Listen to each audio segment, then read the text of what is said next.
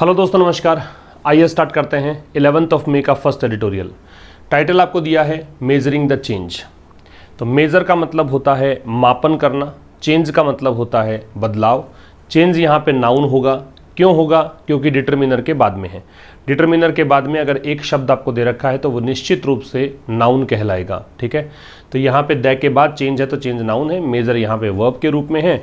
तो चेंज को, बदलाव जो हो रहा है उसका मेजरमेंट, उसका मेज़र करना। ठीक है, the 5th edition of the national family health सर्वे।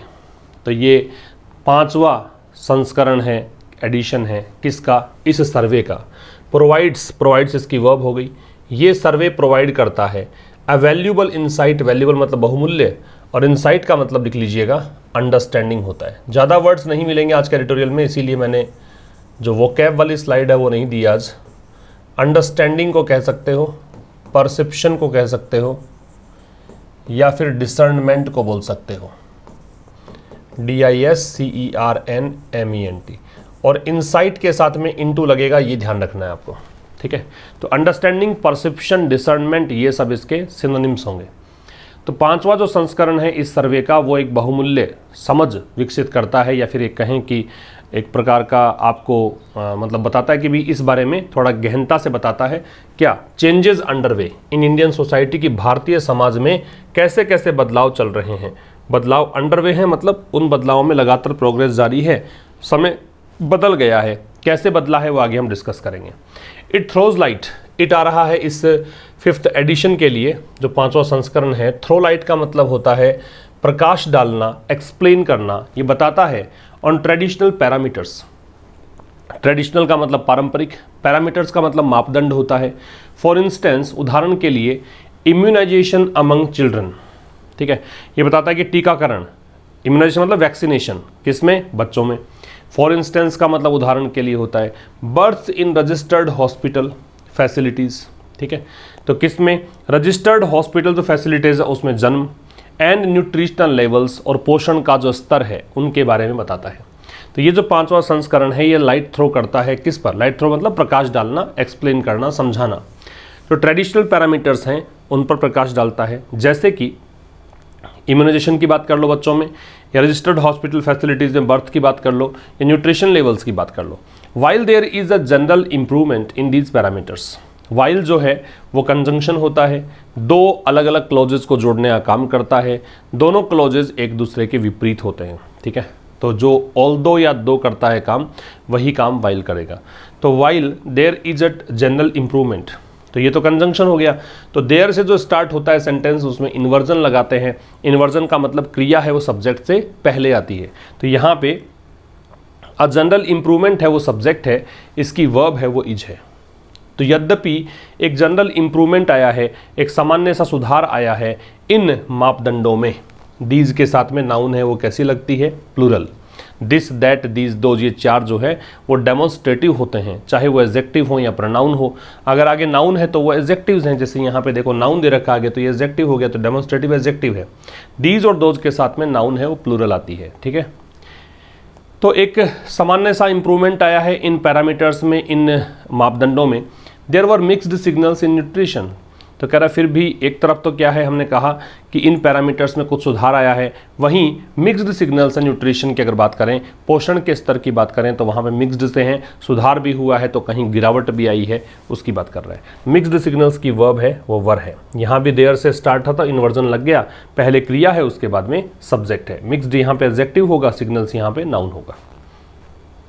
आगे देखिए, गेन्स इन चाइल्डहुड न्यूट्रिशन। तो चाइल्डहुड न्यूट्रिशन, बचपन के अंदर जो पोषण मिलता है उसमें जो लाभ है, गेन्स का मतलब जो भी आपने वहाँ पे प्राप्त किया है, जो लाभ प्रॉफिट प्राप्त हुआ है, वर मिनिमल, तो वो चीज़ें बहुत ही मिनिमल रही। मिनिमल का मतलब लो लेवल पर रही, बहुत ही कम रही। ठीक है, एज वर इम्प्रूवमेंट्स इन ओबेसिटी लेवल्स, वैसे ही ठीक इसी तरीके से ओबेसिटी लेवल्स जो है, मोटापे का जो स्तर है उसके अंदर भी इंप्रूवमेंट्स कम रहे, सुधार कम रहे। ठीक है, अच्छा, एज से जब स्टार्ट करते हो सेंटेंस तब भी आपको इन्वर्जन लगाना है। तो ये एक पूरा एक उपवाक्य हो चुका था, यहाँ तक दूसरा क्लोज स्टार्ट हो रहा था, एज से स्टार्ट है तो इन्वर्जन लग गया। इंप्रूवमेंट्स की वर्ब है वो क्या है? वर है। तो गेन्स इन चाइल्डहुड न्यूट्रिशन वर, ये गेन्स की वर्ब है। ठीक है। मिनिमल है वो एडजेक्टिव है, मिनिमल का मतलब लो लेवल पे होता है। तो कह रहा है चाइल्डहुड न्यूट्रिशन में जो गेन्स थे वो कैसे थे, मिनिमल थे, बहुत कम थे। मतलब यहाँ पे लाभ की अगर बात करें तो यहाँ पे जो स्तर ऊपर आना चाहिए था वो कम स्तर पे ऊपर आया। वैसे ही यहाँ पे ओबेसिटी लेवल में सुधार भी कम ही मिला। ठीक है। The prevalence of anaemia, anaemia का मतलब होता है ब्लड की कमी। ठीक है। तो प्रेवलेंस का मतलब क्या है, ये अच्छा वर्ड है, इंपॉर्टेंट है, नोट करिए। प्रेवलेंस नाउन है पहली बात तो, क्योंकि जिन वर्ड्स के एंड में ENCE होता है वो नाउन होते हैं, और वैसे ही मैंने आपको कहा कि डिटरमिनर के बाद अगर होता है तो नाउन है। तो ये हो गया नाउन। इसका मतलब है यूबिक्विटी, या फिर आप इसे कहेंगे कॉमननेस। ठीक है। व्यापकता जो होती है ना उसको बोलते हैं हम प्रेवलेंस, व्यापकता। ठीक है। एग्जिस्ट होने की जो क्वालिटी है उसको बोलते हैं प्रेवलेंस। तो यूबिक्विटी कह सकते हो, कॉमननेस कह सकते हो, और आप इसे और क्या कह सकते हैं, मतलब जो चीज़ें एग्जिस्ट करती हैं, एग्जिस्टिंग कह सकते हो। ये होता है क्या, प्रेवलेंस का। वाइड स्प्रेडनेस जो होती है, मतलब बहुत बड़े स्तर पर जो चीज़ें उपलब्ध हैं उसके लिए हम प्रेवलेंस यूज कर सकते हैं। तो क्या कह रहा है, द प्रेवलेंस ऑफ एनीमिया। तो एनीमिया का जो प्रेवलेंस है, एनीमिया अभी बना हुआ है। हैज एक्चुअली, अभी प्रेवलेंस के लिए वर्ब हैज है, एक्चुअली एडवर्ब है, वर्सेंड क्रिया है, थर्ड फॉर्म है हैज के साथ में। तो ये मतलब यहाँ पे और बदतर हुई है एनीमिया वाली कंडीशन सिंस द लास्ट सर्वे इन 2015-16। तो 2015-16 में पिछला सर्वे हुआ था, उस सर्वे से लेकर अगर आप बात करोगे तो यहाँ पे ये स्थिति बदतर हुई है। ठीक है। But the surveys major contribution, लेकिन जो ये सर्वे है उसका मुख्य योगदान जो है, कंट्रीब्यूशन क्या है, is it's insight into behavioural and sociological churn. Churn मतलब उथल पुथल को बोलते हैं। चर्न वैसे दूध बिलोना, और तब तक बिलोना जब उसके मक्खन निकल आए उसको चर्न बोला जाता है। तो इसको स्टर करना कह सकते हो। यहाँ चूंकि नाउन फॉर्म में है तो स्टरिंग कह दो, उथल पुथल करना कह सकते हो। बिहेवियरल का मतलब व्यवहारात्मक, सोशियोलॉजिकल का मतलब समाज से संबंधित, और चर्न का मतलब उथल पुथल कह सकते हो।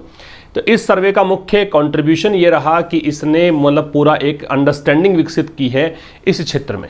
ठीक है। तो इनसाइट के साथ बताया था मैंने, इनटू लगेगा तो इनटू लगा हुआ है। बिहेवियरल और सोशियोलॉजिकल दोनों ही एडजेक्टिव्स हैं, क्योंकि यहाँ भी देखो AL है और यहाँ भी AL है, तो ये एडजेक्टिव्स हैं।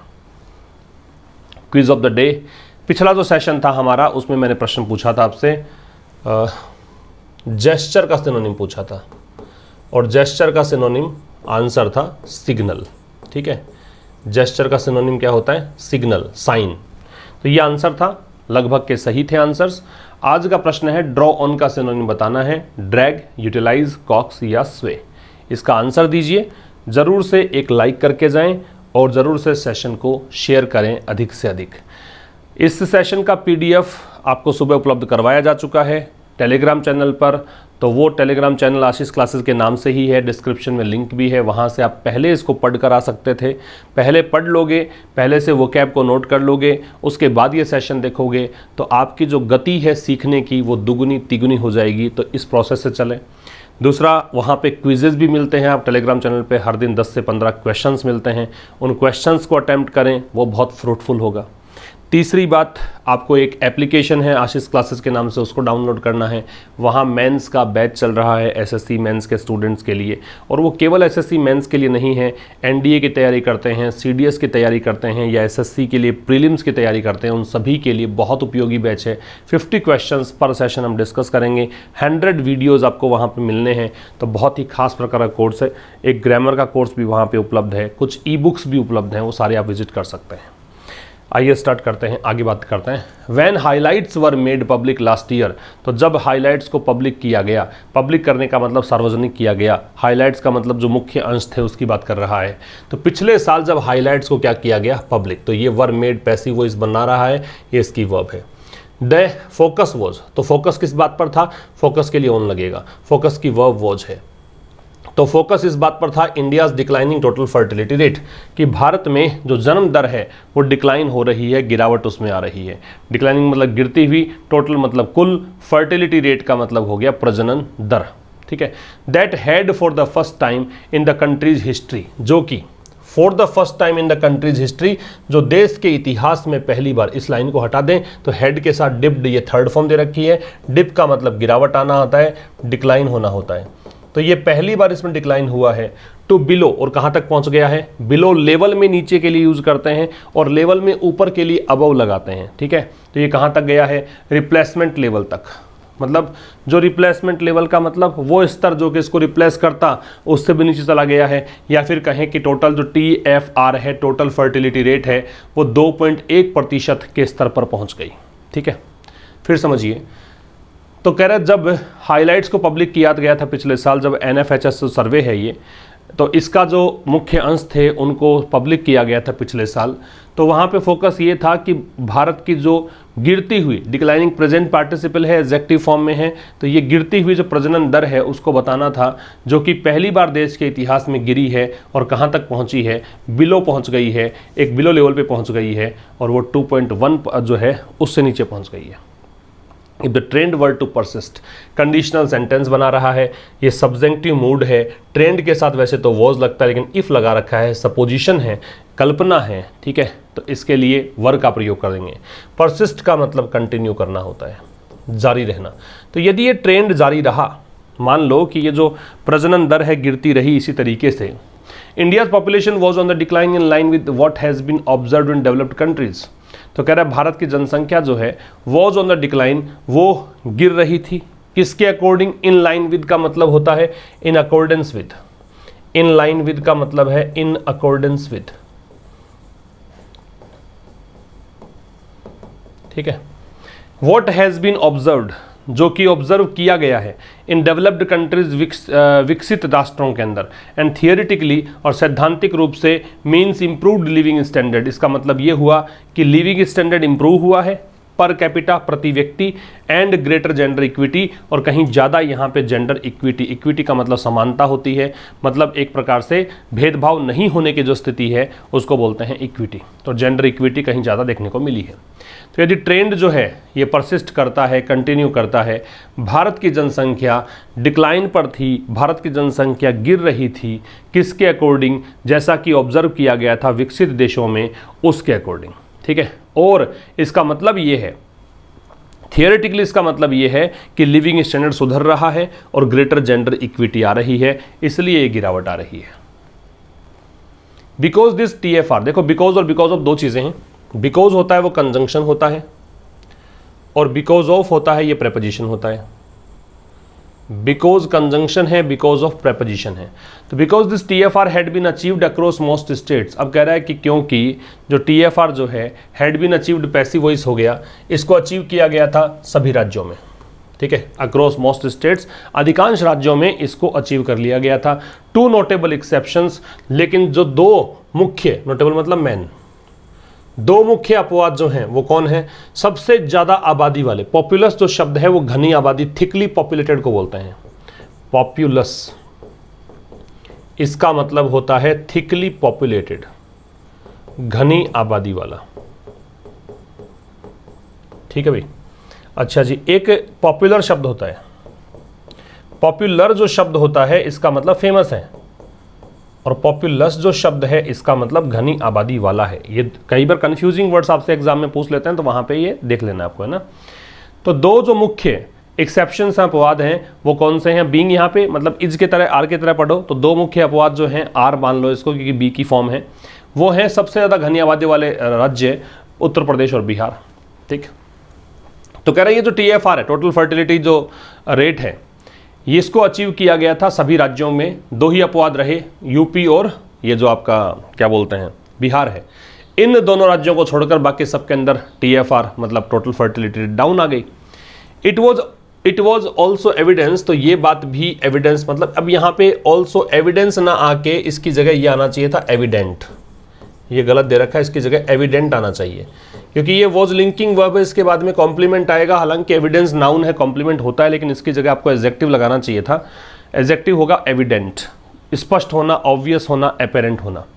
तो ये बिल्कुल ये भी स्पष्ट था दैट पॉपुलेशन डिक्लाइन की जनसंख्या में जो कमी है कुड बी अचीव्ड, इसको प्राप्त किया जा सकता है विदाउट कोवर्सिव स्टेट पॉलिसीज, बगैर कोवर्सिव स्टेट पॉलिसीज के, कोवर्सिव का मतलब फोर्सफुल, जिसमें आप बलपूर्वक कोई चीज़ करवाएं, किसी को डरा धमका कर कोई चीज़ करवाएं, तो बिना उन सरकार की नीतियों के जिसमें आप किसी को बांधें इस चीज़ में कि आपको जनसंख्या नियंत्रण करना है, उसके बगैर ही प्राप्त किया जा सकता है। और फैमिली प्लानिंग जो है हैज स्ट्रक डीप रूट्स, और जो परिवार नियोजन है उसने गहरी जड़ें यहाँ पे हासिल कर ली हैं। स्ट्रक जो है वो स्ट्राइक की थर्ड फॉर्म है, स्ट्राइक स्ट्रक स्ट्रक होता है, डीप रूट्स का गहरी जड़ें, तो मतलब परिवार नियोजन भी ठीक से चल रहा है, इसका मतलब ये है फैमिली प्लानिंग की वर्ब है वो हैज स्ट्रक है। तो सब्जेक्ट वर्ब की बात करें, दिस TFR, दिस यहाँ पे हो गया डेमोस्ट्रेटिव एडजेक्टिव क्योंकि आगे नाउन है। वर्ब है हैड बीन अचीव्ड इसकी, इट सब्जेक्ट है वॉज वर्ब है, पॉपुलेशन डिक्लाइन सब्जेक्ट है कुड बी अचीव्ड पैसिव है ये वर्ब है, फैमिली प्लानिंग की वर्ब हैज स्ट्रक है, एविडेंट मतलब स्पष्ट होता है क्योंकि ये जो TFR है उसको अचीव किया गया था सभी राज्यों के अंदर। दो जो मुख्य अपवाद रहे वो बिहार और उत्तर प्रदेश रहे। तो यहाँ पे ये बात स्पष्ट थी कि पॉपुलेशन डिक्लाइन प्राप्त किया जा सकता है बगैर यहाँ पे बलपूर्वक नीतियों के, ठीक है, सरकार की यहाँ पे कोई बलपूर्वक नीति नहीं चाहिए। और फैमिली प्लानिंग जो है उसने गहरी जड़ें हासिल कर ली हैं। द मोर डिटेल्ड फाइंडिंग्स, अब ये बता रहा है कि भाई दौर कैसे बदलता है, वो एक गाना है वक्त बदलता है सभी का, वक्त बदलता देखा है, ऐसा आपने सुना होगा गाना। वैसा है कि अब वक्त बदल रहा है, पहले के टाइम जनसंख्या बढ़ रही थी लगातार, अब घट रही है। क्या दौर मतलब क्या समाज में चेंजेस आए हैं, कैसे लोग सोचना शुरू कर रहे हैं, है ना, तो वो चीज़ें यहाँ पे इस सर्वे के जरिए सामने आई हैं।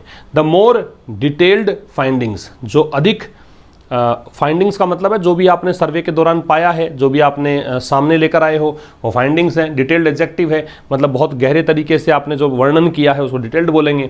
तो जितना मतलब द मोर डिटेल्ड फाइंडिंग्स, अधिक जो डिटेल्ड फाइंडिंग्स हैं मेड पब्लिक लास्ट वीक, जो पिछले सप्ताह सार्वजनिक की गई, ये फाइंडिंग्स सजेस्ट करती हैं, ये इसकी वर्ब है, दैट कंजंक्शन है कि this decline is agnostic to religion. Agnostic वैसे तो होता है अज्ञेयवादी, जिसको भगवान के अस्तित्व के बारे में कुछ पता नहीं हो, वो है agnostic.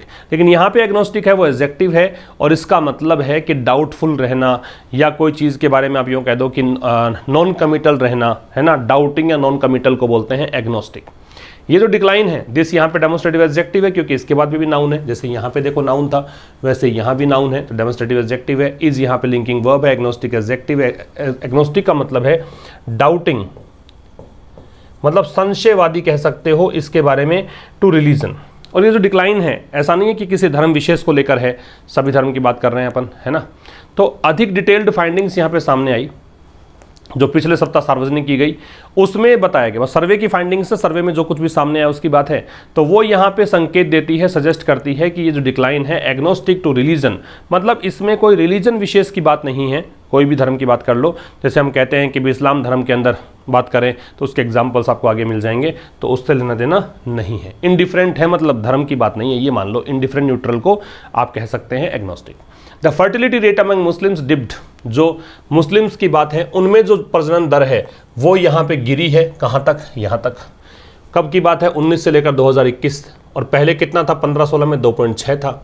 The sharpest among all religious communities, जितने भी धार्मिक समुदाय हैं उनमें सबसे ज़्यादा गिरावट इसी समुदाय में आई है। व्हेन कंपेयर टू, जब आप कंपेयर करोगे इस बात को, 4.4 थी इसमें 1992-93 की अगर बात करें तो मुस्लिम्स में ये जो फर्टिलिटी रेट थी वो इतनी थी, अभी कितनी हो गई 2.3, तो उसकी तुलना में तो बहुत ज़्यादा बड़ी गिरावट, मतलब लगभग आधी हो गई है, ठीक है। फर्टिलिटी रेट की वर्ब डिप्ड है, अमंग प्रेपोजिशन है, मुस्लिम्स नाउन है, ठीक है, और बाकी कुछ खास नहीं है। कंपेयर्ड के साथ टू लगा सकते हैं, कंपेयर टू का मतलब हो गया तुलना अगर करें इस चीज़ से तो। Another set of subjective question, subjective question का मतलब होता है ऐसे क्वेश्चन जो कि किसी फैक्ट पे आधारित नहीं हो, आपके मन में आया आपने क्वेश्चन पूछ लिया, वो सब्जेक्टिव क्वेश्चन है। कोई फैक्ट पे आधारित हो तो उसको बोलते हैं ऑब्जेक्टिव क्वेश्चन, लेकिन सब्जेक्टिव और फैक्ट पे आधारित नहीं होते हैं, ठीक है। तो एक और जो सब्जेक्टिव क्वेश्चन है उसका एक और समूह, अनदर सेट, एक और सेट, दैट NFHS अटेम्प्ट्स, जो कि ये सर्वे प्रयास करता है आंसर देने का using hard data, hard reliable data, ये वो डेटा है जो रिलायबल है, जो भरोसे के लायक है। वो क्या है, वो है एक और सेट जो है, इज इसकी वर्ब है, जेंडर इक्विटी, इसके बारे में बताया है। तो सब्जेक्टिव क्वेश्चंस जो थे उनमें एक और जो सेट है उन क्वेश्चंस का जो कि NFHS ने आंसर दिया है, सर्वे के जरिए उसका आंसर मिला है, वो किस बारे में है, जेंडर इक्विटी के बारे में है।